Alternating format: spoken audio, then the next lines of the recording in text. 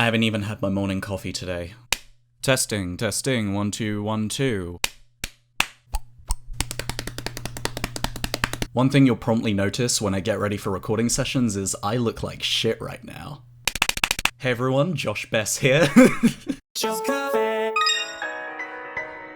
Hello everyone, this is Joe, aka JOEZCafe. If you've just stumbled across this video and don't know who I am, I'm a vocal synth hobbyist who, along with reviewing some video games, also made video essays like So You Want to Get Into Vocaloid and What Makes Hatsune Miku Project Diva Work. You know, the really controversial one that nobody likes. I also run a second channel called Joe's Lounge, where I occasionally make vocal synth covers, primarily using the SynthV voice bank Eleanor Forte and my own UTAU vocalist JOEZ, among others. Before we begin, I'll just show you some examples of the work I've done. Use live by emissions when you're 13 ages old. Use light out of comfort when you're 20, dumb and cold. Sometimes I will wonder when my 30 years unfold. Will I ever see a change or will my brain be mold? It's insane to be trickery. My diamond magazines before the broken hearted and she. Acting cycling with the coolest search for wiser games. Turn it out against me. I'm well and we'll see your last show. I don't know what to do except always chase the limelight. 奏で続けることだからもうおかえりこの手を離してあげられるうちにありがとう行かれたかに優しい歌を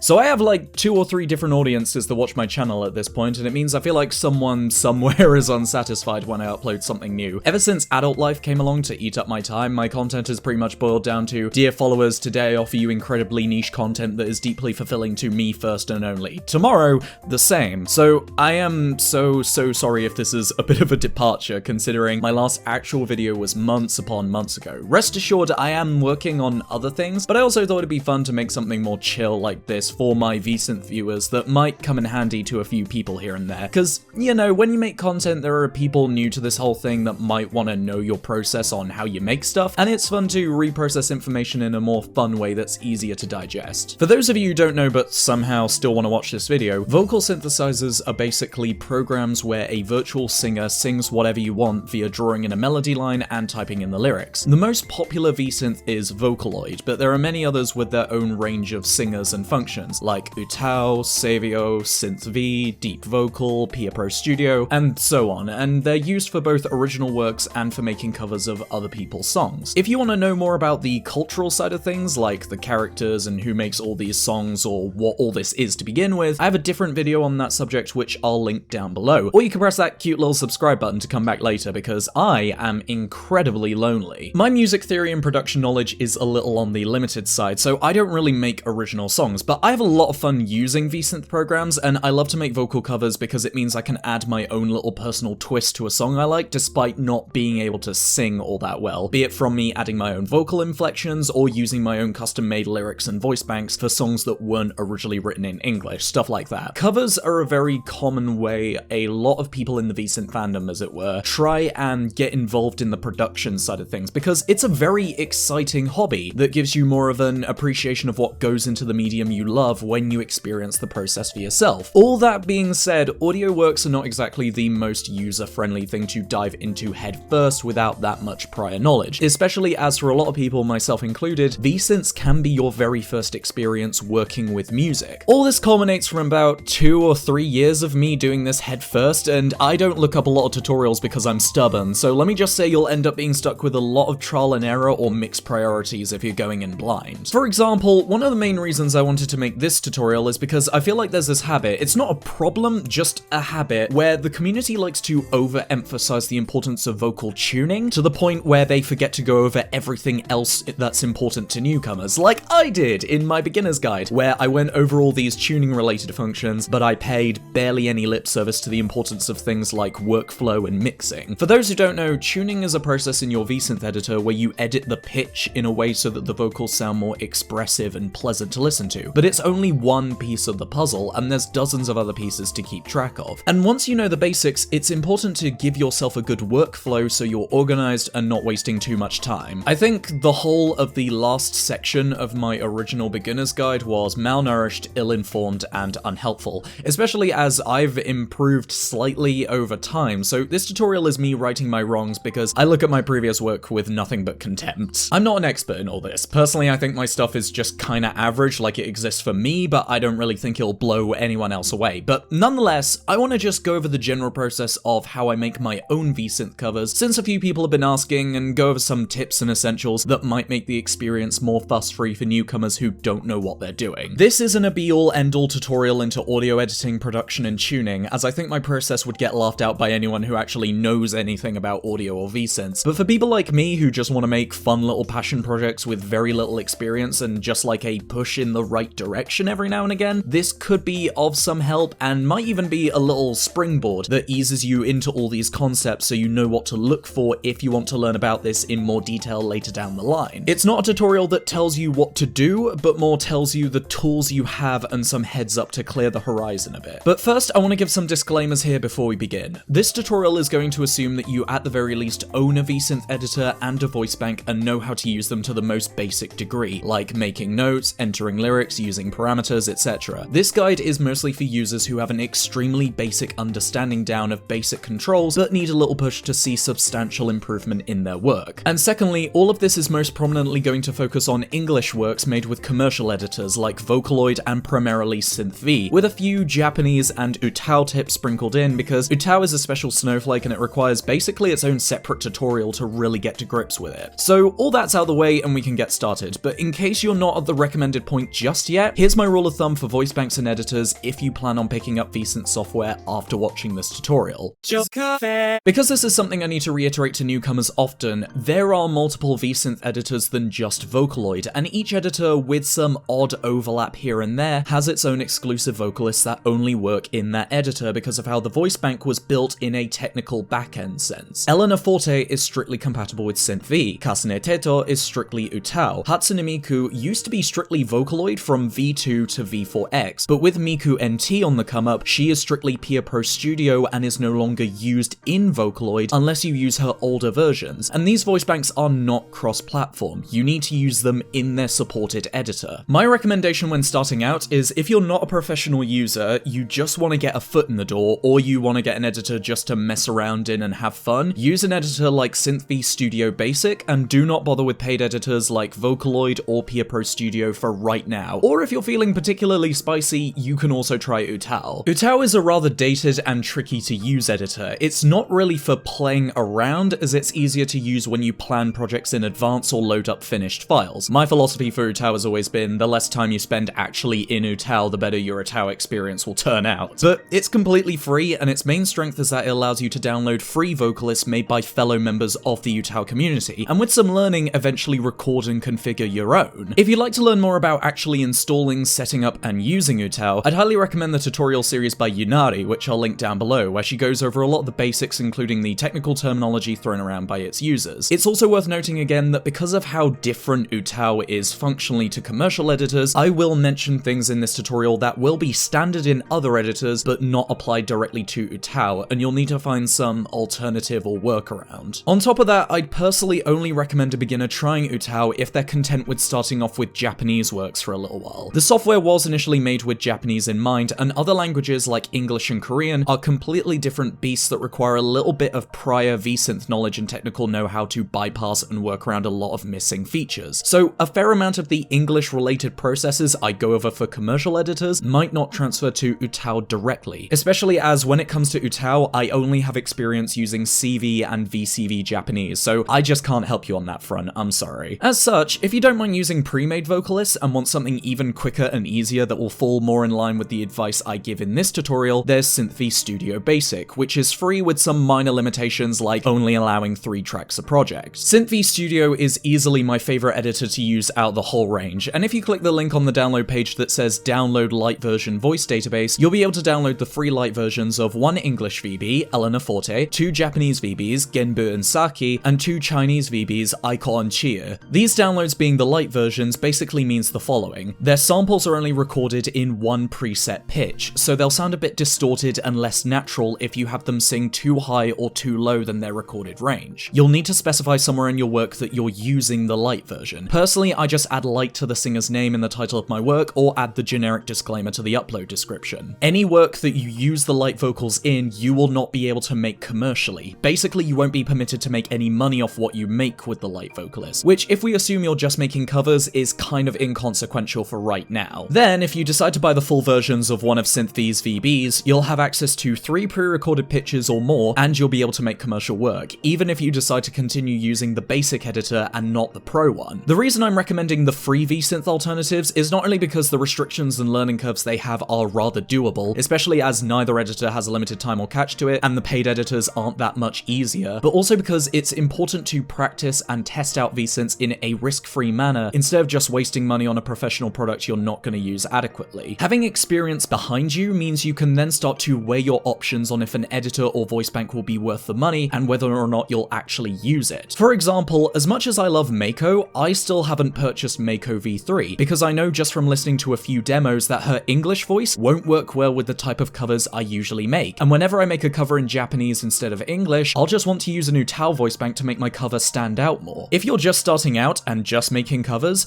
you don't need to buy Hatsune Miku, and you probably shouldn't. I made the big mistake of having my first VSynth products be Vocaloid 5, Dex, and Ivana, and I just wasn't able to make anything decent until I moved over to SynthV and UTAU. Everything sounded very flat, very dull, and don't take this as fact, this is just my personal experience, but Vocaloid, based on my experience with 3, 4, and 5, is the most restrictive VSynth editor, especially for newcomers, with the clunkiest mechanics when it comes to stuff like controlling vibrato, pitch bends, and pronunciation, and a ton of Vocaloid VBs, especially English ones, just haven't aged all that well by today's standards. So just start by playing it safe, try out some of the free alternatives, and then see if you still want any of the paid singers later on once you have some experience. It'll only benefit you and make things less frustrating and more understandable. In conclusion, don't install Fukasse onto your computer. Doing so means you'll have Fukasse on your computer.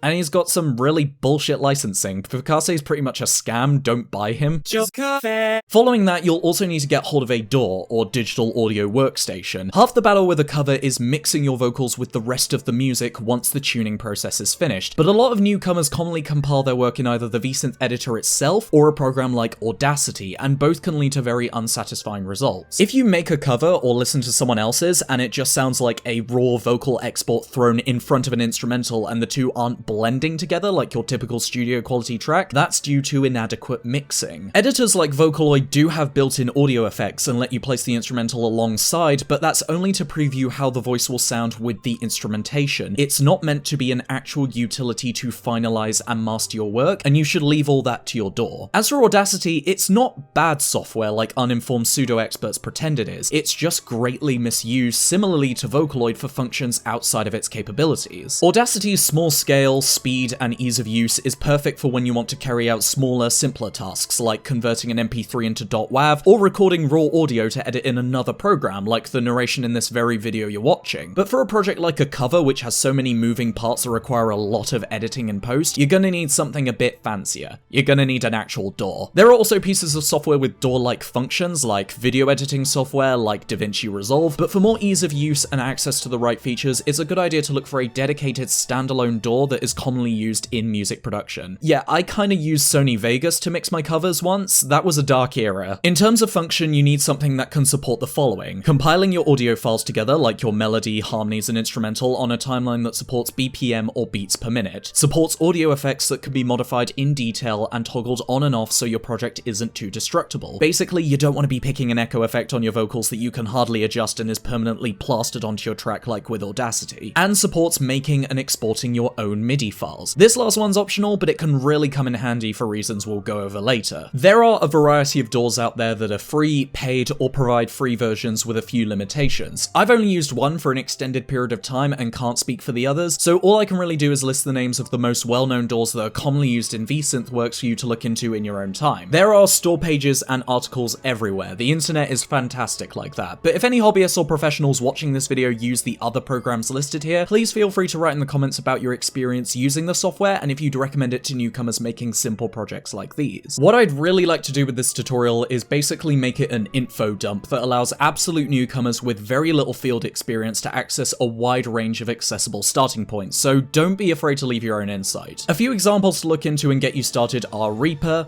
FL Studio, Ableton, Cubase, and Apple Logic Pro among others. In my case, I use Studio One 4, which cost me £85 GBP to get the Artist Edition, and an extra £80 GBP to get the Artist Edition's VST, AU, and Rewire plugin support. Plugins like VST are basically additional programs and instruments you can patch onto your DAW, which isn't essential for just making covers, but can come in handy depending on your situation and available tools. Yeah, I was a dumbass and had to spend more money to add VST support to my DAW because it didn't come bundled in. Don't make the same mistake I did, and read PreSonus's refund policy. Despite that altercation though, Studio One has been my DAW of choice for years, primarily because as a video editor who uses programs like Vegas and Resolve, I found the interface of Studio One the most familiar and the easiest to get to grips with compared to the likes of FL Studio with all this shit going on. So if you have a bit of cash handy, I'd say it fits the bill for smaller scale projects like covers and amateur songwriting, though obviously I can't speak for its qualities in professional production. You seriously could not have picked a better time to be a content creator.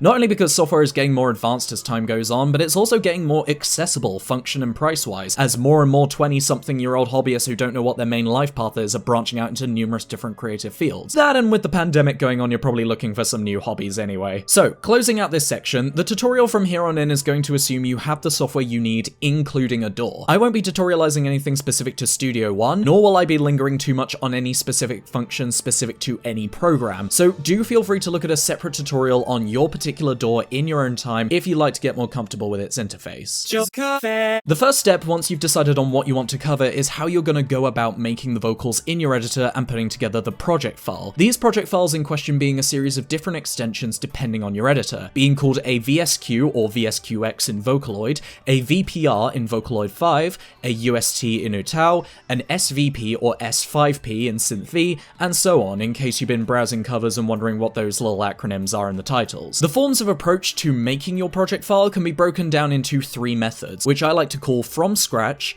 basing, and plug and play. From scratch, as the name suggests, is where you make the project file all by yourself, manually drawing in the notes, writing the lyrics, and doing all the tuning afterwards. Basing is where you download a project file made by someone else, and then go over it making large sweeping modifications to the lyrics or tuning to make it your own. And plug and play is where you just download and use someone else's project file making little to no changes. The voice bank might be different, or you've changed a few pitch bends, but other than that, the vocal quality was primarily done by someone else. And I feel it goes without saying, but there is etiquette to all this. And if you decide to go with full-on basing or plug and play, please remember to add credit to your work of who the original maker of the used project file is, or link to their own work using the file. The method I usually go for my own covers, which I recommend the most, sits at a little grey area where you work from scratch predominantly and you incorporate a small amount of basing whenever you're unsure about something. Basically, I do all the note entry, lyric entry, and tuning myself, but if there's anything I don't know how to input like the harmonies, I'll look at other files or listen to other covers and use them as references for my scratch file. Usually this is just for generic bass things not exclusive or original to that file, like the notes, and I won't take anything like tuning, phonemes, or vocal parameters, as I'll prefer to do those myself. The reason I recommend doing as much as possible from scratch is not only because it allows you to learn more about VSynth editors and build your independence without relying so much on other people's project files, but making what is essentially a blank canvas for yourself gives you so much more organized control over the pronunciation and tuning instead of just downloading someone else's cluttered mess and picking up the pieces. Don't get me wrong, exchanging project files is a really nice gesture as it allows us to share our individual creative processes in the software, and people who share their files are the backbone of a thriving cover scene by providing elements of a song to less experienced users. But I want to encourage users to steer clear of making plug and plays as much as humanly possible. Not only is it admittedly kinda lazy and uninspired when every cover for a song uses the exact same project file and the only thing that's different is the vocalist, but you're not giving yourself that many opportunities to learn how to use your editor effectively so you can apply your own unique flair. This is in fact the reason why I don't share my own project files when I finish a cover, and instead I share blank MIDI files on my website with the melody line, harmonies, and the song's BPM to give users a starting point while still giving themselves the creative freedom of doing the phonemes and tuning from scratch. And it's something artists like Kira and Giga have started doing too to make covers more accessible without being so derivative.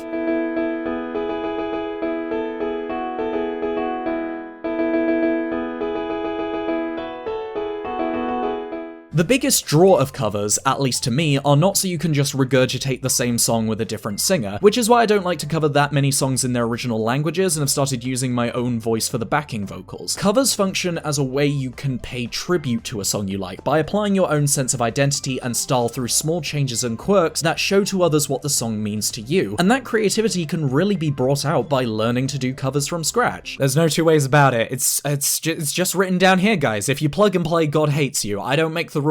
So now I've hopefully convinced you to make covers the fun way, we can get to general project organization. A cover has a series of moving parts and you're going to be making a large amount of different files. As such, you want to do some initial planning and organization so it doesn't bite you in the ass later on. My personal system when I make a cover is I have a folder in my downloads called VocalBin. Its name being VocalBin instead of something like Vocaloid, so I don't confuse it with anything like the installation folder for my editors when I name search it. The reason it's in my downloads is so that it's quick and easy to find, and anything I download like a project file I'm referencing or an instrumental can be immediately placed in the project's directory. It's in here that I have the WIP folder containing whatever I'm currently working on, an archive filled with all of my completed projects so they're not cluttering up what I need to access right now but are still there should I need them, test files for things I draft up before considering a full cover, and a copyable template containing all the folders I need for planning a new project. Inside my project folder template, I like to store the following: music, which contains both the original song I want to cover and its instrumental, also known in the community as an off vocal; projects, which contains the project files your VSynth editor of choice uses, which is especially important if you're using UTAU for your vocals, as UTAU doesn't support multiple vocal tracks in one project, instead requiring you to make separate USTs for things like the harmonies. It's also good having a folder like this because I personally like to save my projects in increments, like blank notes, when the lyrics are done, and when the tuning is done. That way I can roll back to a previous file if something goes wrong, like corruption or some irreversible change. There's also references, which contains previously mentioned reference files like projects or vocal-only rips that let me chart out the harmony lines by ear, MIDIs, where I save the MIDI files I make in my DAW to import them into my VSynth editor, vocal exports, where I save the WAV exports from the VSynth engine to use in my DAW, PV, where I save things like images and videos I've downloaded to use in the music video I work on later for the YouTube upload, and dummy files, which is for any project, MIDI, or export drafts that I save for testing purposes but don't plan on using in the final mix. The dummy files folder I find particularly important, as it allows me to export what I've made so far in a less cluttered manner that risks me losing track of my actual files or making conflicts in the software I use. As you make your cover, you'll want to export the vocals you've done so far, even if they're unfinished, to hear how a certain section will sound in your DAW once you apply all the audio effects. Working on a cover is a bit more of a back and forth process rather than a step-by-step if you want to achieve decent results. You're going to be rendering and re-rendering and re-rendering over and over to make sure it sounds just right. So having a dumping ground for all your more disposable files without needing to move or delete anything later definitely helps in the long run. Once all the folders are set up, I then make a small TXT file called lyrics, which, as the name suggests, contains unformatted text of what my vocalist is going to be singing. This is particularly handy in UTAU, as depending on the voice bank type you're using like CV, you can just reformat the lyrics in a more UTAU-friendly format, separating each syllable and removing the voiceless syllables that can be added in later, then copying lyrics from the TXT and placing them in the lyrics bar. But this file is mostly for if I decide to write Translyrics for English covers. JOEZCafe. For those who don't know, Translyrics are where you take the lyrics of a song, directly translate them into another language, and then adapt that translation so it fits more in line with the rhythmic timing of the music, or to create a more characterized sentence structure that makes more sense to listeners of the other language. The most common form of Translyrics in the VSynth community is to take Japanese lyrics, translate them directly into English, and then adapt that English translation to write lyrics that sound more cohesive to English speakers and are more pleasant and easy to sing. For an example, I wrote my own Translyrics for an English cover of Hachiya Nanashi's Jitterbug on my second channel, making use of a Japanese to English translation by community member Mira. The first line of Jitterbug is, どんな回も理想も言えないね。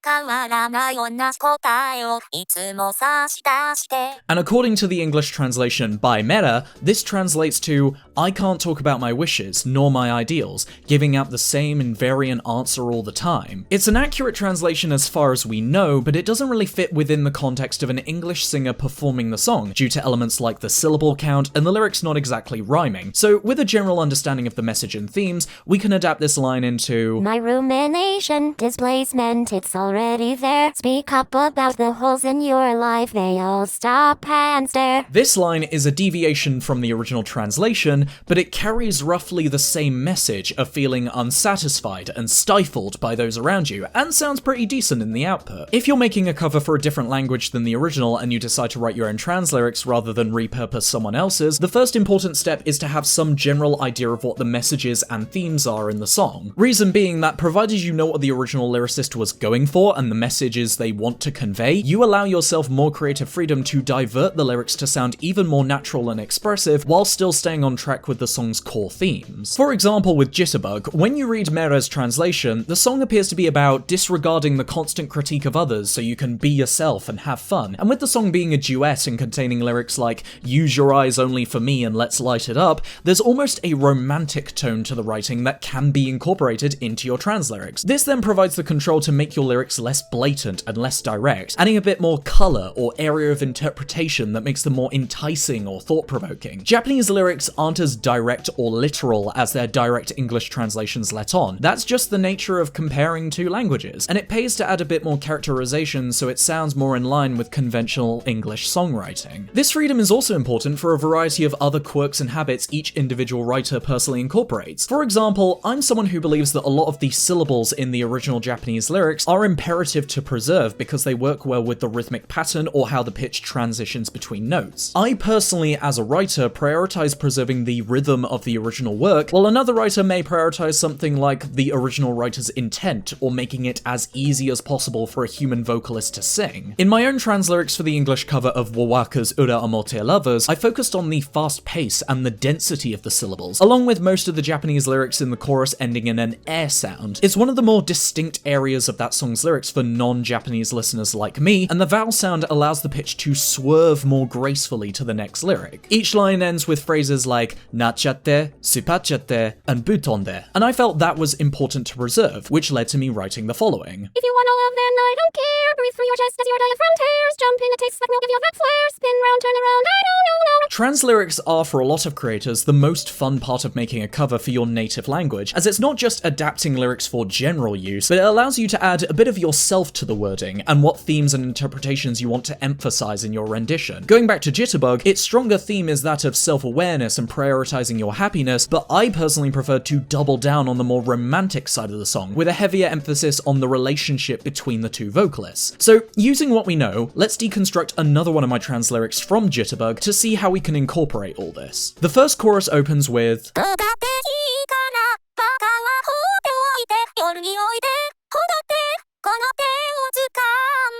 the translation then interprets this line as, "Who cares? Ignore those idiots. Come at nights, grab my hand and dance." So that's pretty easy to start with. We could combine the "who cares" sentiment with "come at nights" and open with, Oh, I care for the fall of night when all the morns can fade away. It carries the general idea of throwing away your cares of other people once night falls, and has a bit of a swing to it. Sometimes writing the lyrics is a non-linear process where it doesn't have to be in the exact order the translation gives you, provided you can still carry the meaning. So now for the second line. We already made use of "come at nights" when we carried it to the first line and are left with "grab my hand and dance," which seems very limited at first. How do we stretch this 5-syllable English line across a line that in Japanese is something like 16 syllables long? Well, it's here that instead of stretching out the original lyrics, we instead do what I like to call bracketing. There's probably an official term, but as I'm self-taught in this, I've just called it bracketing for the longest time and I've gotten used to it. It's basically where instead of using the lyrics the direct translation has given you, you sum up the scenario in a more vague and general manner so you can decide on similar lyrics that fit the situation. I used to map these out initially on a document, but it's now come to the point where after a bit of practice, I can just bracket lyrics off the top of my head. If we break the lyrics we have left over down into a basic functional structure of what they represent, "grab my hand and dance" can simply be broken down to a series of commands or actions that tell the person to be excited now night has fallen. Hence why I said understanding the song you're writing for is important, because this is such a severe adaptation of the lyrics, you want to make sure you don't twist the original intent too much. And of course, when you're doing this, just remember that your best friends in lyric writing are rhyme zone and a thesaurus. We writers are actually not that articulate. It will save a life. So if we fit that structural purpose around whatever syllables we need, we're left with, Oh, I care for the fall of night when all the morns can fade away. Don't face despair,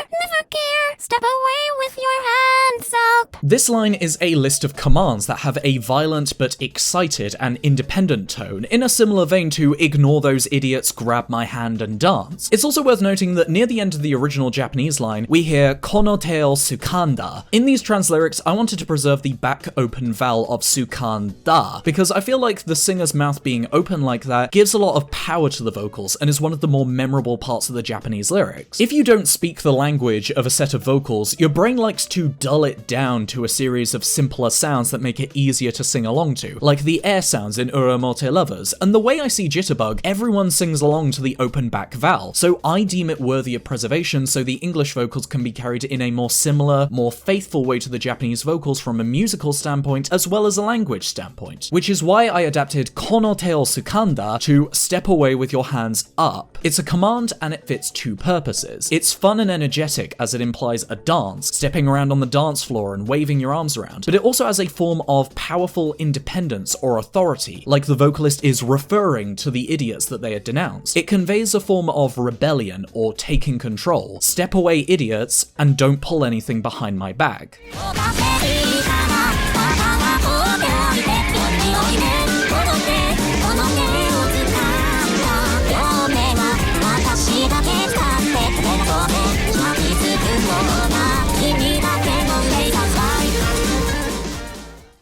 Like every cold night, when all the words fade away, don't face despair, never care. Step away with your hands up, only your eyes can make this fire lighted up. So hold me, you are the one and only. Now pass yourself in laser light.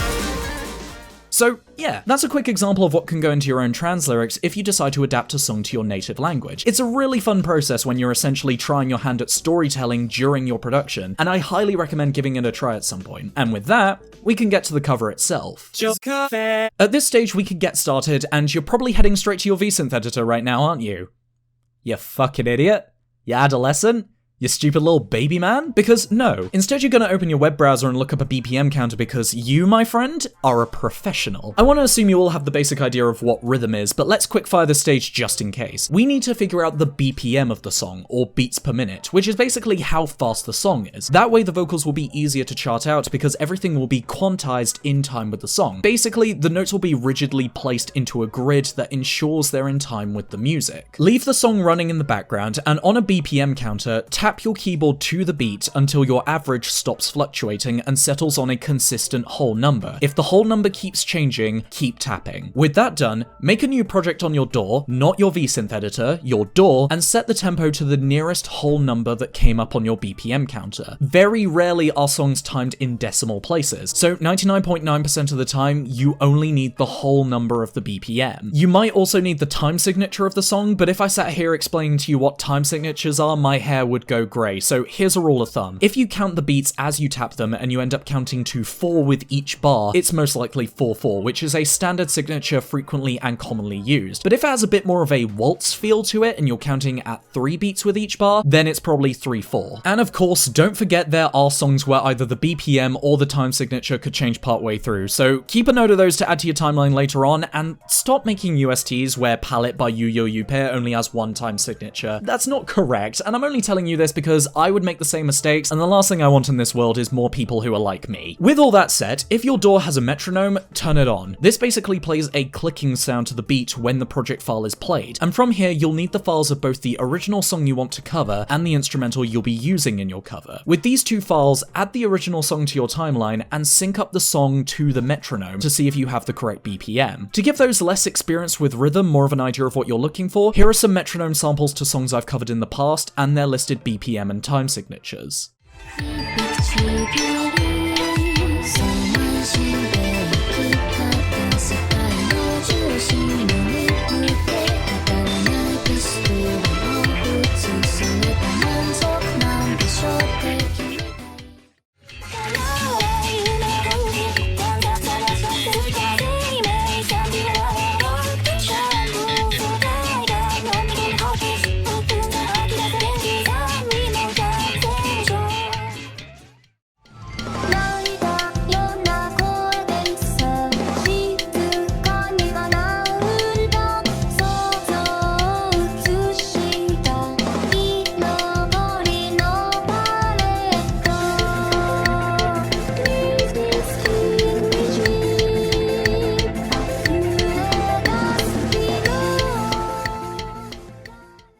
And after some screaming and crying, you should now have the correct timing for your song. Go you. Next step. JOEZCafe. Next up, you want to add to your timeline a blank MIDI track with a random instrument of your choice, and it's here that we get to the first step of making your own blank VSynth file. But why are we charting this in the DAW instead of the VSynth editor? For a variety of reasons. Firstly, it's just preference. I find Studio One's interface is way smoother and less clunky compared to a VSynth editor. VOCALOID 5 and SynthV are doable, but they have the odd frustration, and in the case of UTAU, I'd say charting in MIDI is an absolute must due to how clunky and limited UTAU's interface can be. And the second reason is because Voicebanks aren't the most reliable when it comes to ensuring your bass notes have the correct timing and pitch. Even when charting your raw melody and harmony lines, Voicebanks have to account for things like pitch transitioning and the distribution of consonants, and as we aren't focusing on those at the moment, it's easier to just start with something a bit more direct sounding like a piano, especially if you're not that skilled at picking up and charting down music by ear just yet. Charting in MIDI compartmentalizes your process to make sure each step is just right without getting sidetracked, and it feels good to get straight to the tuning knowing you won't have to deal with the notation and lyrics anymore. Simply follow along to the original song in your project file, charting out the melody in your MIDI track, and making a new note for each syllable as well as each significant pitch change to the same syllable that you'll want to keep a note of. The MIDI isn't just a skeleton you're going to be adhering to 100%, and sometimes I like to add notes that I know I'll delete later and replace with pitch bends, because the MIDI is just the rough draft that sets out the vital framework. As for any harmonies you'll need to chart out, those are a bit more challenging, but you can chart those if you either know your music theory, can chart the harmony out by ear when you listen to the original track, or if you have a reference available like a UST that you can copy down the notes from. This entire process takes quite a bit of practice as you're training yourself to pick up the notes by ear. And when I say that, it's not too much of a high bar. By developing your ear, I don't mean I can hear a piano tone and immediately go, oh, that's middle F sharp, but it's developed enough that I can spam a few keys down and eventually find the right melody. Believe me when I say that even if you know nothing too in-depth about music, it gets easier. I can hardly play piano after a few months of learning and barely know how chord progressions work, but throw me a song and I could chart out its melody line in MIDI by ear in less than an hour. So if you want a recommendation of the types of songs you could try starting out with, maybe try a song that isn't too reliant on its harmonies to sound the way it does, or try something where the general rhythm is very simplistic, like a note every half beat.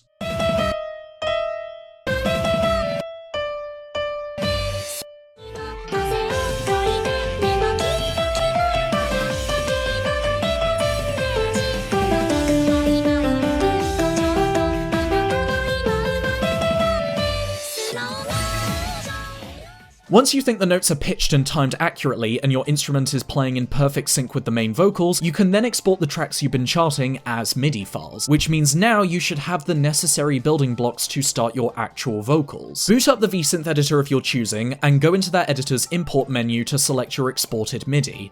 Now, from here, it's important to note that while I still firmly believe MIDI is the best way to chart out raw files, it's not without its own kinks that you'll over time learn to iron out. Firstly, MIDIs do not come attached with the BPM you charted them in. So after importing the MIDI, you'll need to go to the BPM section of your VSynth editor and set it to the same value you have set in your DAW from the sync-up process. UTAU is a different case, however, because it's extra like that. It will actually set the BPM to 500,000, so you need to right-click on this value, remove the tempo marker, click the yellow tempo box, and then set the timeline to the actual value. But unfortunately, you're still not out of the woods. MIDIs have a bit of a different file structure compared to VSynth projects, so some garbage data that you didn't chart in your DAW can get carried over as well. Either it will sneak in random tiny notes in between the actual notes, or sustains will import at the wrong length. So after the import is complete, you want to listen to the entire sequence as it is right now in your VSynth editor and fix any inconsistencies. It's usually just a matter of deleting a note here and there or changing some note lengths. Then once it sounds like it should, you're ready to move on. This whole process will only really take you the length of listening to the song itself, so it's still worth it in the end. UTAU is a little bit more drastic than that, however, with its own exclusive issue with MIDI imports, because here in the VSynth community, we all love working with UTAU. UTAU, like other VSynth engines, accomplishes virtual singing by taking a recording of a certain syllable and then pitch correcting the recording so it's at the pitch of the allocated note in the editor. But on random occasions, a section of the notes in the MIDI import will either ignore the pitch correction entirely and just sound like an unfiltered recording, or the pitch will slur all over the place. For an example of this bug in action, it actually made it into the fixer cover I did with Karasu Yutsukoi back when I didn't know how to fix it.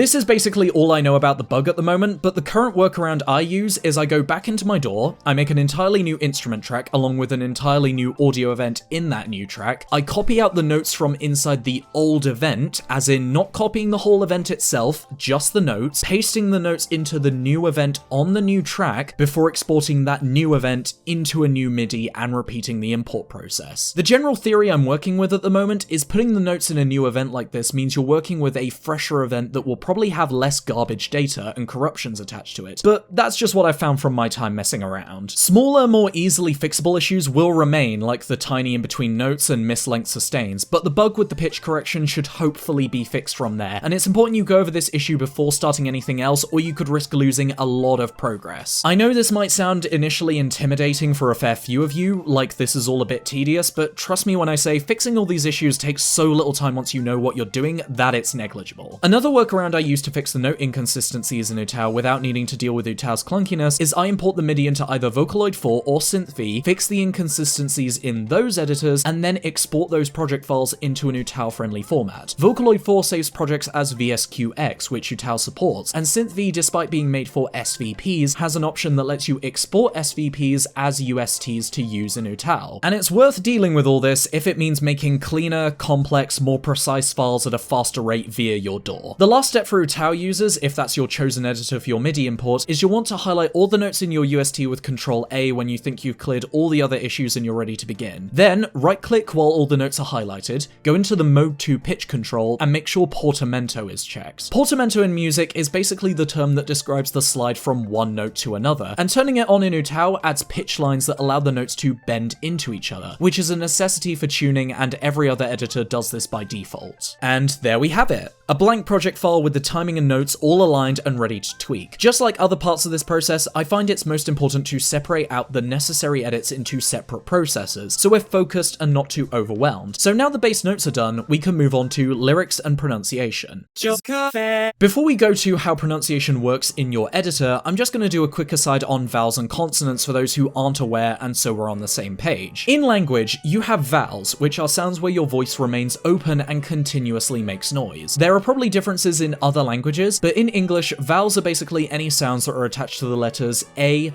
E, I, O, and U, with sounds like ah, e, or, and oo. Consonants, on the other hand, are sounds that involve closing your voice in some way and making sound using your lips, tongue, teeth, and so on. In English, this applies to every other letter in the alphabet other than the previously mentioned vowels. Sounds like your k sounds, your p sounds, or your s sounds. Japanese is a very prominent and easy language to work with in VSynth because every syllable ends with a vowel with the exclusion of n. You have syllables like a, ri, ga, to, and this means for the vast majority of the Japanese language, a syllable ends with a vowel being held and the mouth wide open, allowing for smoother transition between notes and more elongated and accurate pacing on a syllable. English, on the other hand, is a dumb language that not only has phonetics overflowing out of its ass, but a lot of words and syllables in the English language end in consonants. So English requires a bit more tweaking in the pronunciation department for A, maintaining a consistent accent with your vocalist, and B, maintaining consonants so the voice doesn't sound too sudden and stilted. Commercial editors, basically editors that aren't UTAU, use an individual phoneme system. What this means is every sound is separated into its own sample and given a unique ID so those phonemes can be blended together to sound like a syllable. If we go over to Vocaloid, for example, and have the word plate sung by an English voice bank, Vocaloid will start with using the p and l consonant samples, which in this voice bank are represented with the IDs p, h, and l. It will follow through with lowercase e, capital I, which is the phoneme for this voice bank's A diphthong sound. Diphthongs basically being two vowels that are merged together. And then it will end with T and S for the ending consonants.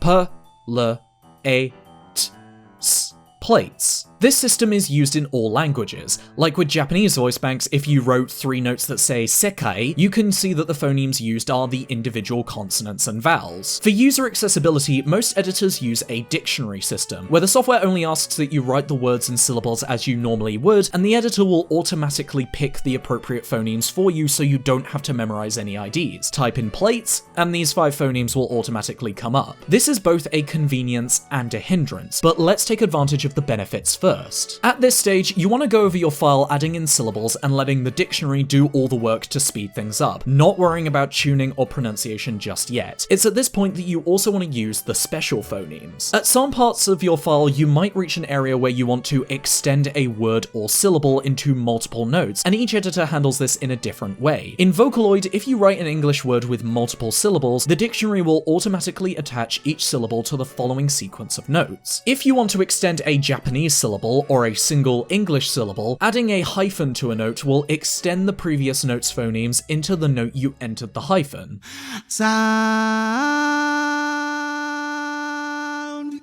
This hyphen extension, however, only applies to English Voicebanks if you're using the Vocaloid 5 editor, and it requires a different method if you're using Vocaloid 4 or older. In Vocaloid 4 or older, when using English Voicebanks, you write the lyric into the first note, placing a hyphen at the end with no spacing. You then attach a hyphen to any in-between notes if you're using more than 2 notes in order to stretch the vowel sound, and then you add a slash to the last note of the string, which allocates the ending consonants if you have any that need allocating. And then you can throw all this out if you're using SynthV, because standardized cross-platform classification of phonemes? Pfft, fuck no. SynthV has a different system entirely, where the dictionary will shove all the syllables into the one note, and you have to do manual extensions using plus and hyphen. Hyphen works similarly to Vocaloid, where it's for extending the sound of the previous note's phonemes, but unlike Vocaloid 5, it doesn't actually start any new syllables. Plus, on the other hand, removes a syllable from the previous note and transfers it to where the plus is. The general rule of thumb is if you want to start a new syllable in a new note, use plus. But if you want to extend the previous syllable without starting a new phoneme, use hyphen. As a little exercise that further emphasizes their differences, if we had the 2-syllable word templates and we wanted to extend it across 4 notes with the second syllable starting on the 3rd note, the sequence we would type is templates hyphen plus hyphen. Templates. These extensions are commonly used because they tell the editor to stretch the phoneme to multiple pitches rather than starting and stopping to reload a phoneme, which can lead to a slightly smoother transition, so it's good to just play around once the lyrics are written in to see what sounds best for the voice bank in that situation. UTAU, however, does not have these extensions in most standard Japanese scripts, like CV, and adding in new vowels can lead to that stilted start and stop effect we mentioned earlier. So personally, I just reduce all the notes I need into one long note and add the additional pitch changes manually through pitch bending during the tuning process to preserve the clarity of the vowel.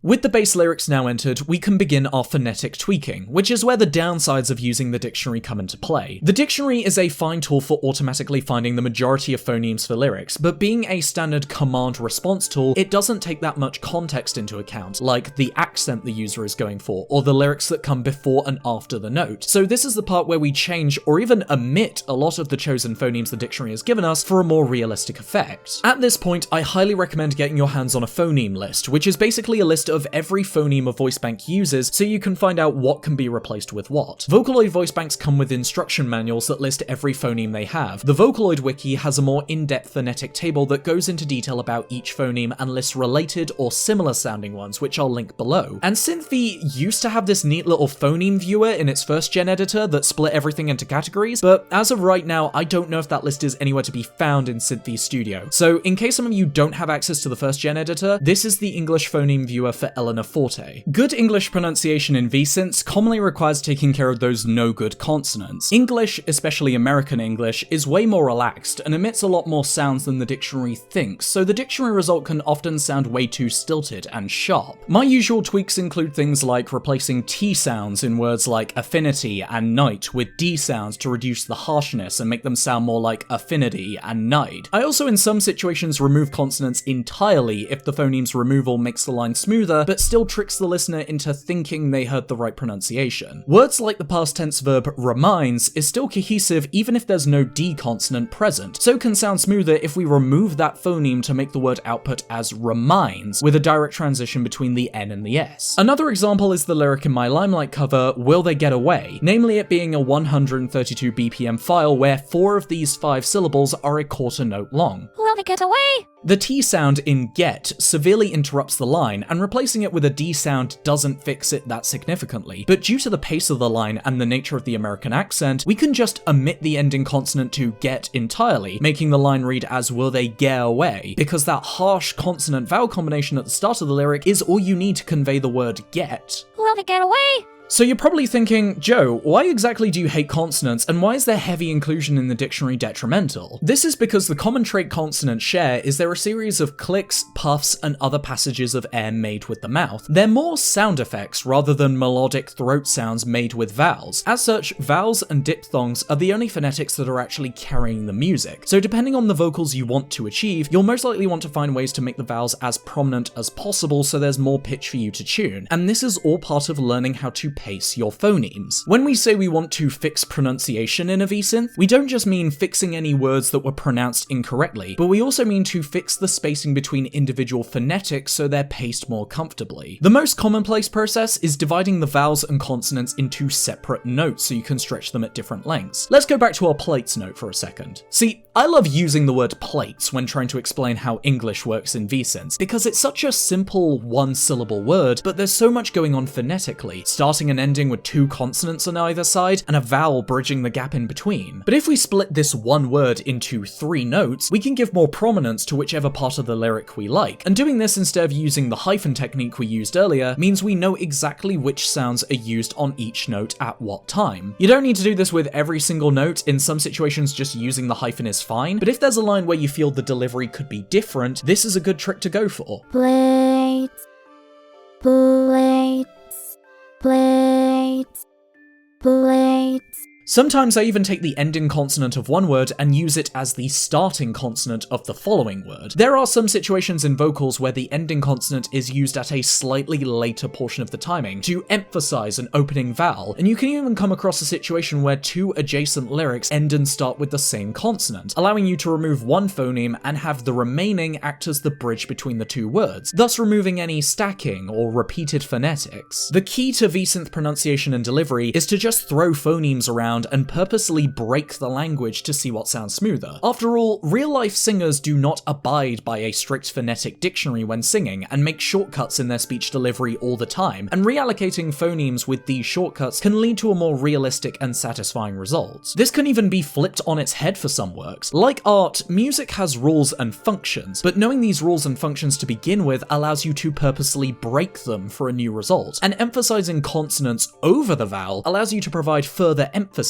on a lyric when it's desired. You don't want to go to extremities and crank up the vowel on every single word, as the consonants are still part of the syllable structure and they need their room to breathe. The important thing is to give yourself the control to adjust each syllable to what best suits it depending on the situation, so you can hopefully remove some of that uncanny valley effect to your vocal track. As I've wanted to convey in this tutorial, things are never so simple in VSynths to the point of where you can break it down to some set methods and rules you can use over and over, and it's also important to identify what the tools before you do and when your tried and tested methods aren't producing good results in a particular situation. Getting back on track, dividing the notes manually isn't the only form of phoneme control, and each editor has its own additional functions. Vocaloid has the velocity parameter, which lets you adjust how pronounced consonants should be on a note, and it's bad, while the Chad SynthV Studio has literally Jesus incarnate under its note properties tab, where each individual phoneme has a slider that determines where in the note it should start and how much of the note it should occupy. But it's also worth mentioning that both SynthV Studio and Vocaloid 5 have viewable waveforms that let you show where each phoneme has been allocated on the timeline, so you can see how the engine is processing your setup. I also just want to interject here that this isn't me saying SynthV is just objectively better in every way. I mean, Vocaloid actually has more than one English singer on it that doesn't sound like a mouse on crack. SynthV is just better when it comes to pronunciation and getting practice in before you spend money on anything, while Vocaloid is better in terms of legacy and variety for experienced users. But yeah, Dreamtonics, if you're watching this video,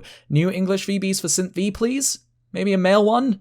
Hell, I'll voice it if you want me to. I do that shit for free if it means not having to use Eleanor anymore. And while you're sorting out the consonants, you can also find areas where you could even swap the vowel sounds and diphthongs if you feel a different phoneme could make the accent sound more smooth and consistent. As an example, the vowel in the word smile is usually processed by the dictionary with a diphthong, which makes it sound like smile. But some voice banks will process the word better if you replace the diphthong with a standalone vowel so it sounds more like one syllable, like smile. It's also common to replace the I or sounds in words like fetching and resentment with air sounds to sound more Americanized, like fetcheng and resentment, as well as omitting G sounds in words like crying and falling so it's just the N sound on its own. Most non-American English singers like to hide their accent with an American tone so lyrics flow more naturally, and it's in understanding this flow that you can change phonemes accordingly for better results. Yeah, that was an earful, wasn't it? And that was just to fix the pronunciation, but after some tweaking you should have some smoother, more natural and less uncanny sounding vocals, to the point of where they could sound pretty fine on their own without excessive vocal tuning. And hopefully this means we'll stop seeing Eleanor Forte covers online where each vowel is like 0.2 milliseconds long and she sounds like she's not allowed to make any noise with her throat. And only now do we get to the tuning. JOEZCafe. So tuning is a little tricky and nebulous to teach, not only because I am not the greatest at tuning by a long shot, but also because going back to the art comparisons, there are tools, there are rules, and there are general guidelines when it comes to accomplishing a good final result. But the final result you want is completely down to you, and you won't get much from copying everything I do to a T. So to start off, let's just deconstruct how much information is contained in one singular note and the tools available to tune your vocals so you can understand exactly what goes into tuning. The note itself, as in the box you created, acts as a sort of anchor that tells the engine, render these phonemes at this pitch. But as you probably noticed when you first played around with your editor, just drawing in notes and lyrics and not doing anything else leads to a somewhat underwhelming result. Don't make a sound or speak too loud. A girl can never see the light. Your output sounds kind of flat, like the singer is bored and not putting much effort into their singing. Kind of like that comedy singing voice you do when you're drunk or when you're not actually trying. This is because, contrary to widespread belief, VSynths are not a glorified version of auto-tune that makes good vocals for you. Each sample is actually recorded and synthesized in a very flat tone, so users have the creative freedom to tune it any way they like any other MIDI instrument.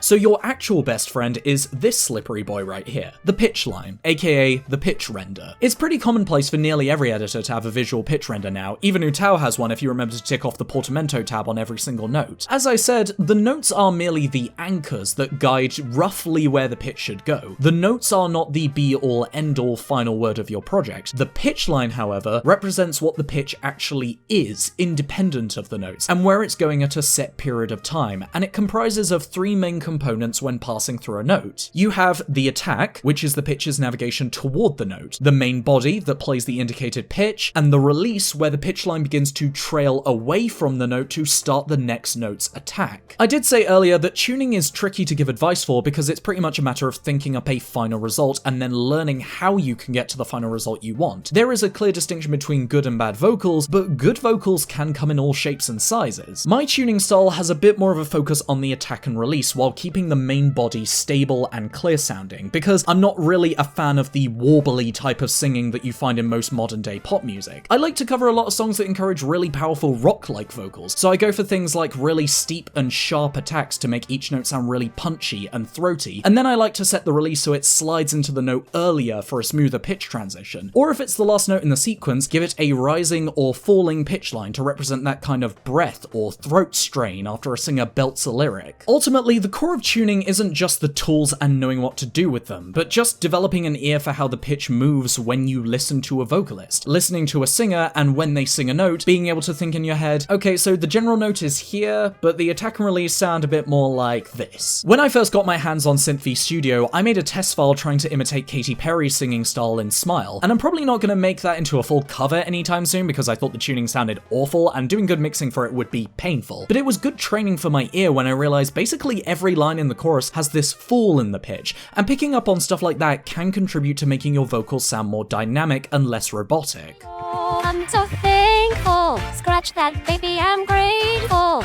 Now you see me shine from the mile. Finally got back that smile.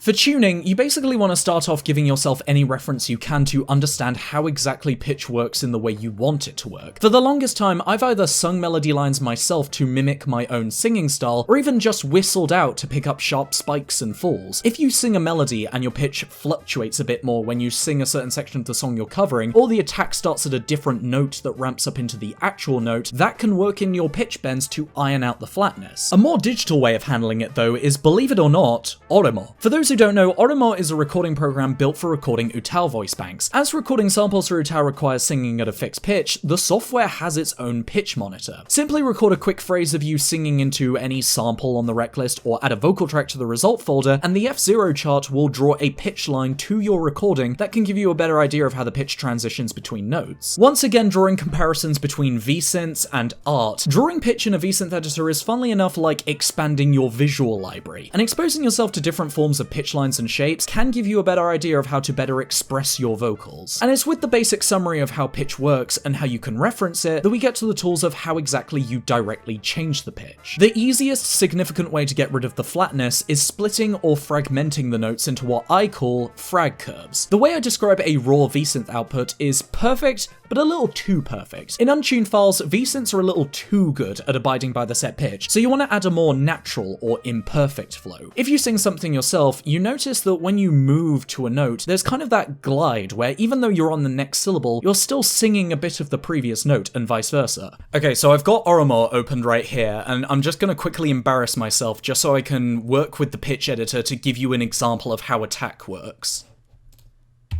Open the curtains.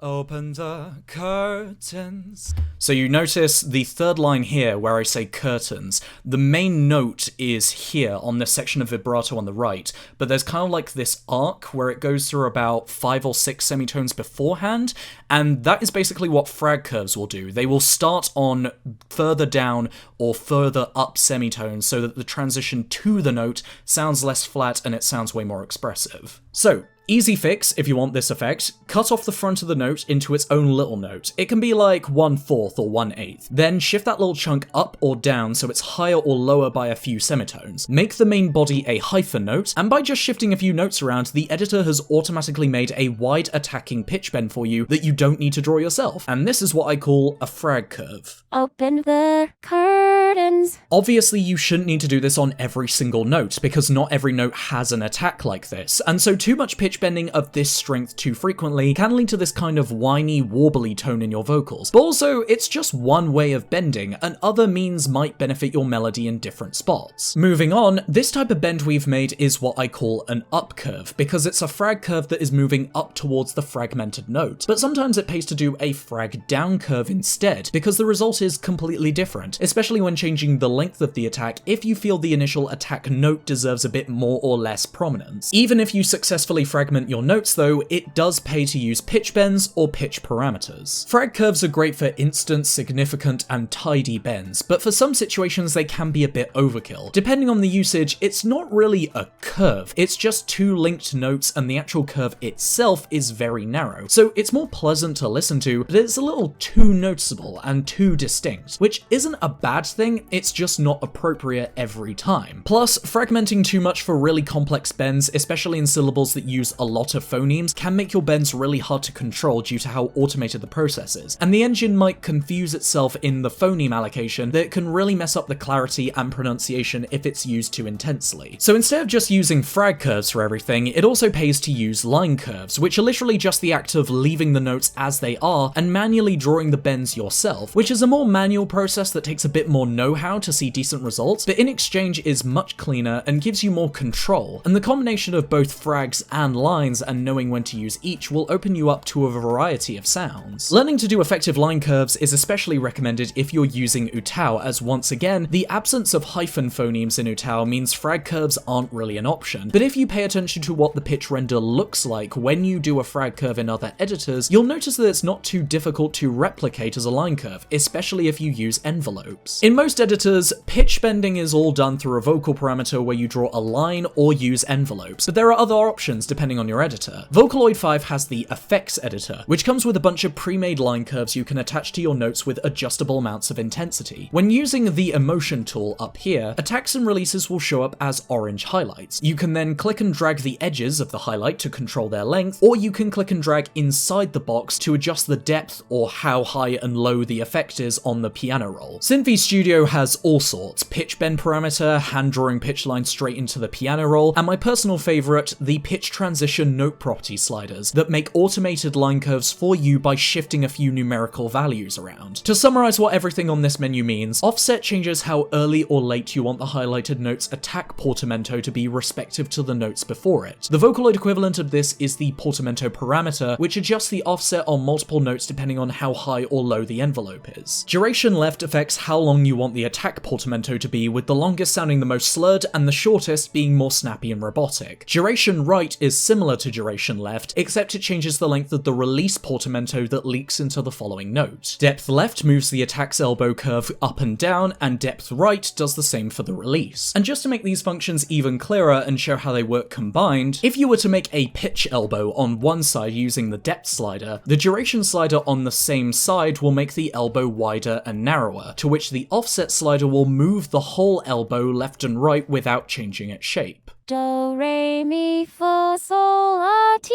do.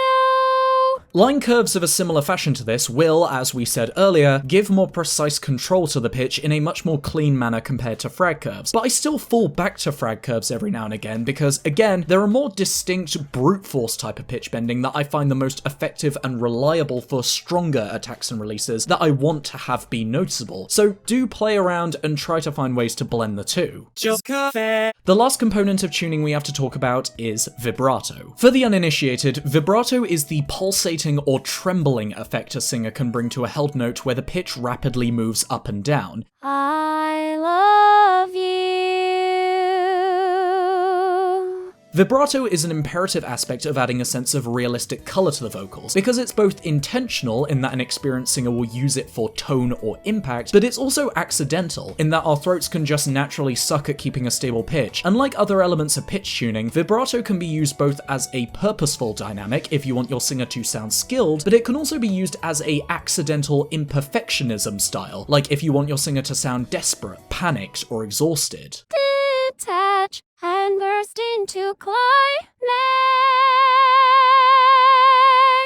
There's not really much to say about vibrato. Some users prefer to hand draw them as line curves, and some prefer to use auto vibrato that just involves tweaking a few values. But to get you started on what kind you want, a vibrato can be split into about 3 vital parts that can be modified. The vibrato starting point in the note, the depth, which is how far up and down you want the pitch to fluctuate, and the frequency, which is how far apart or tucked in these rises and falls are, which is essentially its speed. In SynthV, default vibratos are applied on every note, and can be adjusted or completely turned off in the voice menu on the sidebar. Auto vibratos can then be adjusted on a note-by-note basis using the note properties on the sidebar with sliders and numerical values for every parameter. In Vocaloid 5, there are no default vibratos if you're not using a preset singing style, and notes will be flat when drawn in. You then apply an auto vibrato using the effects editor and adjust it using the emotion tool as you would with the attack and release bends. Dragging the left side of the box changes the starting point, and holding down the mouse inside the box will give you a grid that adjusts the depth and frequency. Left and right on the grid make the vibrato slower and faster, and the up and down sections of the grid make it taller and flatter in pitch depth. UTAU, like Vocaloid 5, does not have default vibratos, but adding vibrato is as simple as right-clicking a note and checking off the vibrato box under the Mode 2 pitch control. On the note itself, the far left-hand line adjusts the starting point of the vibrato. The white box below the line adjusts the vibrato phase, which changes the timing of the rises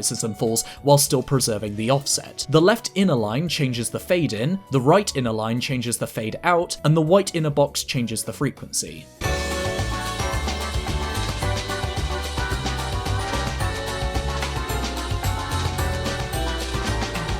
And just like standard pitch bends, it's just a matter of developing an ear for varying kinds of vibratos over time, watching the pitch render to see what affects what, and experimenting with which sounds best for you. But a personal little warning of mine, because I don't want you to repeat my bad habits that I continue doing to this day, vibratos do not by default equal realism. And by that I mean, don't excessively overuse vibrato, please. Vibratos are a double-edged sword. They add more expression and emotion to a note, but that much interference with the pitch line also means that the pitch becomes less consistent and stable. This can in turn lead to vocals that sound a bit less in tune or more whiny, warbly, and trembly, which depending on your work can ruin the effect you're going for or make the singing worse. And I know that because putting vibrato on every note is a habit I used to fall into myself that makes the vocals less straightforward. So even some of the longest sustains in your files have a slim chance of sounding better with no vibrato if you're willing to experiment and take risks. This is also the reason why I highly recommend removing any automatically placed default vibratos you can in your editor and only adding auto vibratos to notes of your choosing manually. Automated functions like excessive auto and default vibratos are a common sign of a user lacking faith in their tuning and hiding behind vibrato to try and make their vocals richer and more complex sounding. And it's ideal to take your VSynth experience with as hands-on an approach as possible to take control and give yourself confidence in your abilities. Hence why earlier in this video I said I wanted you guys to do covers from scratch.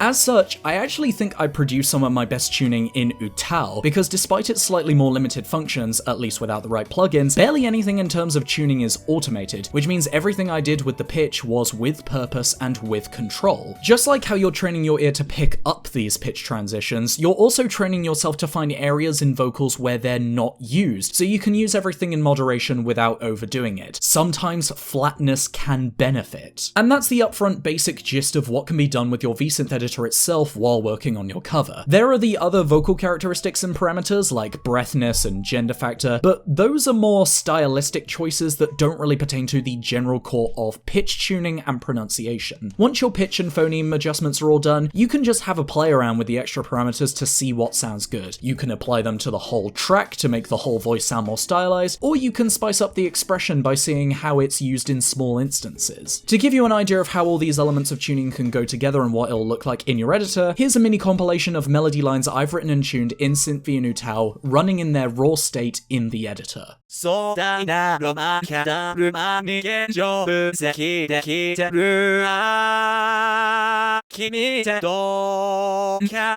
ねちゃんと腰胸でいいのなんて言わせないわ本気モードなんだから思わず All you gotta do is one up the dance. You pick the welcome Dory Duda. Will they get away? Get in the crowd, don't let it, cause you're not afraid. So fall down, abandon the clown. Frankly, think that you're better off day yet. Taste buds and apples, red fall back in green. Mean scene. 溢れ出すよ誰か止めてよ消えちゃう愛してるを溶かしたおば優しい涙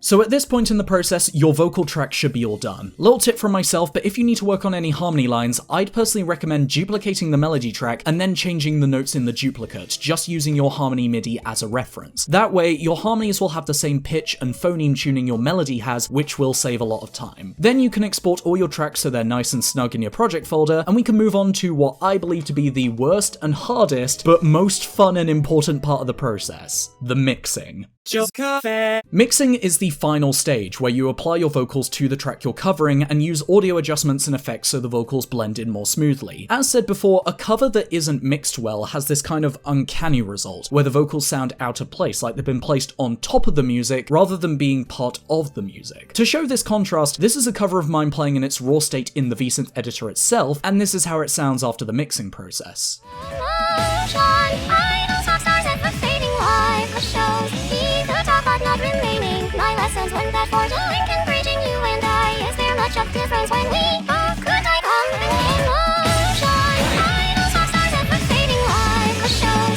He could talk but not remaining. My lessons learned that for the link and bridging you and I. Is there much of difference when we both could I come?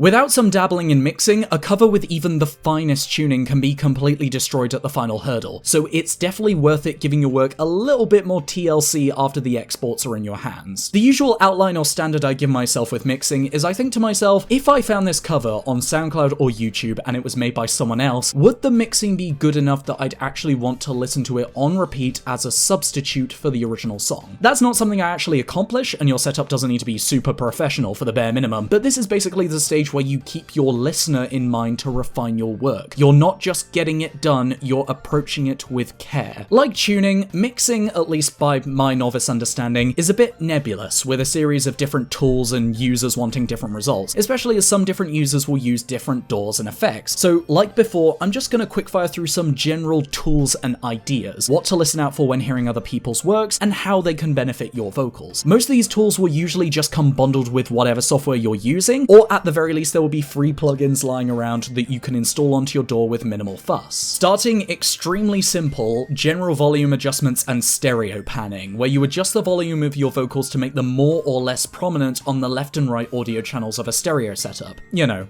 unless you're a madman and making all your covers in mono for some reason. A music project is kinda like a desk, where each part is an individual item you've set down. That desk is gonna look fucking weird and on the verge of collapsing if everything is stacked on top of each other. So if you're dealing with more than one vocal track, stick them side to side to give them their own space to breathe, and make sure the most prominent tracks like the melody are the loudest, central, and most audible. You kinda need to imagine your vocal tracks are a choir standing in front of you, and you're gonna be choosing where on the stage you want everyone to stand so the audience gets a good balance. And as to be expected, the backup singer that's in the far back right hand side of the stage isn't going to be too prominent or central. Keeping your tracks together at the same level is like asking your choir members to do a gymnastic pose and screaming at the crowd from one spot. Parts of the stage are going to feel empty and it's going to be overwhelming, like a drill to the center of the brain. If you'd like to grab yourself a pair of headphones for this example, here's a section of my cover that uses multiple vocal tracks both with and without the panning adjustments.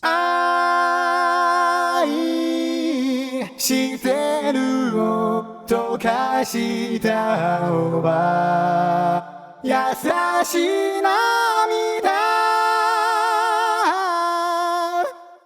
愛してるを溶かしたおば優しい涙 This is a bit of a back and forth process that you'll be returning to frequently, especially at the end where you'll be balancing the tracks with the volume of the instrumental, because that sweet spot is extremely difficult to reach. You of course want to make sure your vocals are audible, but at the same time you risk getting a repeat of that uncanny, unsatisfying result if the instrumental is far too quiet, and the most powerful sections of the instrumentation just don't have that much punch to them. Just remember that the listener is here for the whole song, not just your vocals, so give everything a fair shot in the limelight. Moving on to the actual audio effects you'll be using, compressors, in my opinion, are the most vital part of cleaning up your vocals. Compressors reduce the levels of an audio track when they start to exceed a certain volume. If at any point big or small the vocals get too loud, the compressor will dampen that signal. For VSynth tracks, compressors are great for cleaning up harsh sounds like sharp consonants and yells to make something that's a bit more firm and consistent with a flatter dynamic range, and they will instantly fix that raw recording vibe a lot of VSynth renders give off, making it easier to blend into the music. Oh, non-stop talking, jacked up to fake your part-time sympathy. Pray we're dead with nothing left and no godlike affinity. Oh, non-stop talking, jacked up to fake your part-time sympathy. Pray we're dead with nothing left and no godlike affinity. Equalization, or EQ, is the parameter where you adjust the volume of different audio frequencies, allowing you to change the general texture and feel of the vocal track. The common interface of an EQ plugin is sliders or dials that change the volume of 3 or more audio frequencies, and a display of how loud those frequencies are right now respective to each other on playback. The general rule of thumb with how EQs affect VSynth renders is the low frequencies are bassier tones like throat sounds, breaths, and really low guttural notes. Ambitious vibe teams moving and grooving, track them down with searchlights so bruising, Libras mix up into the pad for Dr. Shambles. Mid-frequencies are the general melodic body of audio if you exclude all the subtle textures the low and high frequencies add. Ambitious vibe teams moving and grooving, track them down with searchlights so bruising, Libras mix up into the pad for Dr. Shambles. And high frequencies are sharper sounds like the fricatives, S sounds and the like. Ambitious vibe teams moving and grooving, track them down with searchlights so bruising, Libras mix up into the head for Dr. Shambles. Then lastly, we have a pretty straightforward one, reverb, which is just the echo effect that gives the idea of sound traveling across the room. Even if you don't want your vocals to sound blatantly echoey in your cover, reverb is a staple audio effect to use all the time, simply because it makes your vocalists sound like they're in the same room as the rest of the instruments, rather than in a detached void where sound doesn't travel anywhere. In pretty much any song you listen to, there will be some semblance of reverb somewhere to make the voice sound more realistic, even if the voice doesn't explicitly sound echoey in the final render, so even subtle amounts of it can benefit your vocals. These components, compressors, EQ, and reverb, are what I believe to be the staple and essential effects that are needed to tidy up your vocals, and it's from there you can experiment with all kinds of other layers of stylization, like delay, chorus,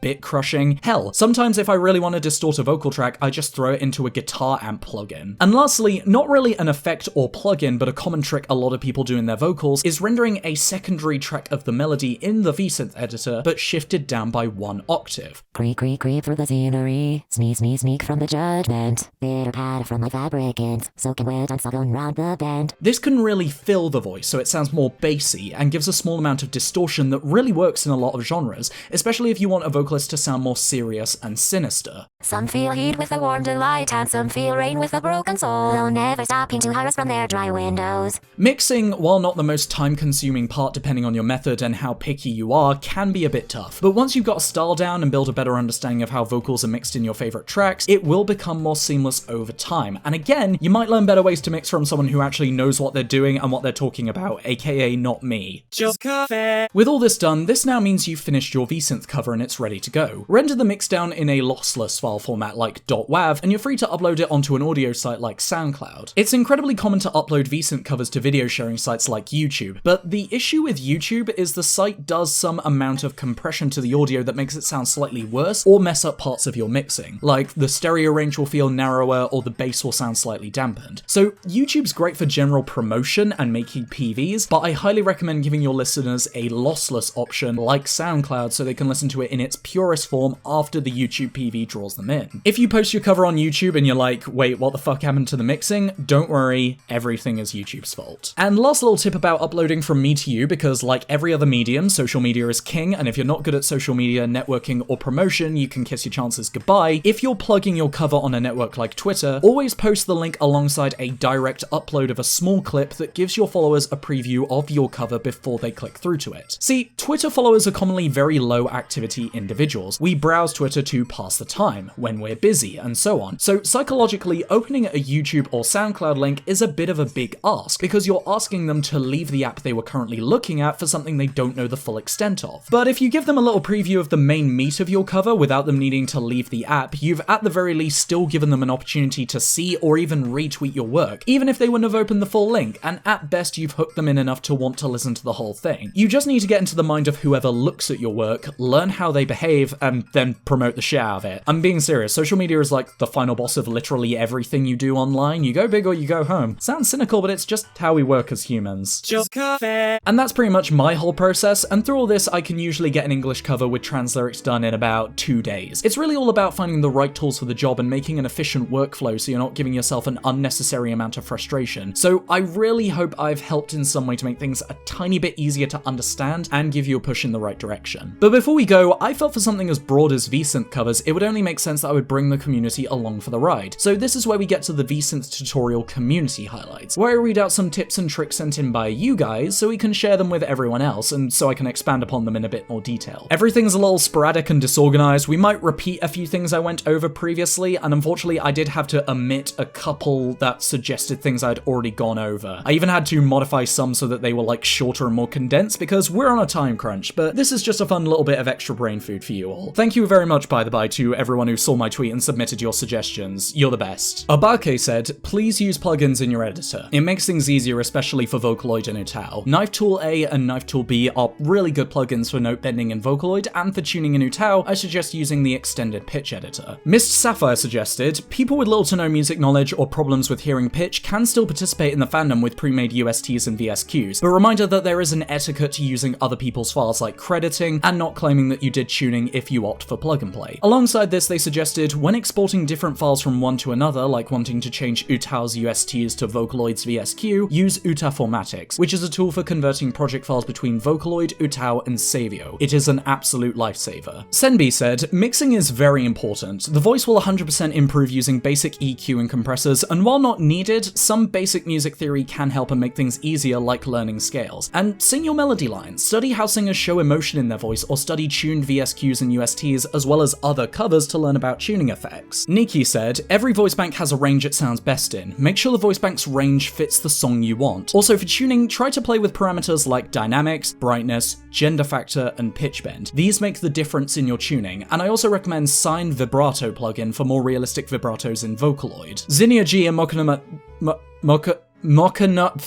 Zinnia G and Mokonomadoki both suggested, don't let the fixed language of a voice bank dictate how you use them. Voice banks can technically sing in whatever language you want, and when using a database in a language it wasn't intended for, SynthV allows for custom dictionaries for the fixed language as you make your cover. A database commonly contains samples for it to be used for its originally assigned language, but once you know a thing or two about phonemes, you can use the samples of one language to mimic the sounds of another. As mentioned in my previous beginner's guide, there have been instances of Japanese-only vocalists singing songs in languages like English, Spanish, and Tagalog by blending the Japanese phonemes in specific ways, and this process can be streamlined in SynthV with custom dictionaries. Essentially, you can write your own dictionary entry so that when a specific word or lyric is entered, the editor will overwrite any notes containing that lyric with your own custom set of phonemes to register words and syllables the base dictionary doesn't have, which is also good for adding in fixed pronunciations and slang terms. Just remember that it's a rather advanced approach and can lead to even more clarity errors than using a native voice bank if you're not careful and not experienced. Ophelia said, when it comes to English Vocaloid VBs, a lot are voiced by non-English speaking voice actors, which can lead to different accents and pronunciations, so small phoneme changes can go a long way. With this in mind, I myself took the liberty of making a little table of the English Vocaloid VBs and what primary accents their samples have if you guys are looking for certain types of vocals and want to refer to that. Ismation said, the auto-tuning in SynthV isn't great, but it can be helpful. It's currently available when using Saki and the Kotonohas. The Kotonoha twins in SynthV are just one voice bank because they're voiced by the same actress, so if you want to do a duet with both characters, edit the presets and parameters so their voices don't overlap too much. And the English dictionary is a little weird in SynthV when you enter contractions into your notes like I'm and I've, but phoneme editing can fix that. Just make sure you add those fixes to the custom dictionary. And lastly, M. Siphon said, if you're just starting out with tuning, try overdoing everything and then dialing back later, because there's nothing more underwhelming than the sound of VSynth tuning that's too afraid to go anywhere. Don't tune really short notes in succession. If you're tuning a fast-paced song like Two-Faced Lovers, you don't need to touch the pitch if the notes are too close together. Try saving your dramatic tuning for notes that are longer or more important. And lastly, there may be some VBs that will work with your tuning and some that won't, so experiment. And that's where we're wrapping things up. Hopefully with all the info here, you should have a bit of a clearer idea of how to best work with your VSynth covers and refine them as you learn to use your editor more effectively. If you like this video, you can subscribe to my main channel JOEZCafe for more essays and written stuff like this, or my second channel JOEZ Lounge if you want to give my VSynth covers a listen. You can also follow me on Twitter, Twitch, and Instagram using the links down below if you want to stalk me or whatever. Thank you very much for joining me today, and I hope I was of some help.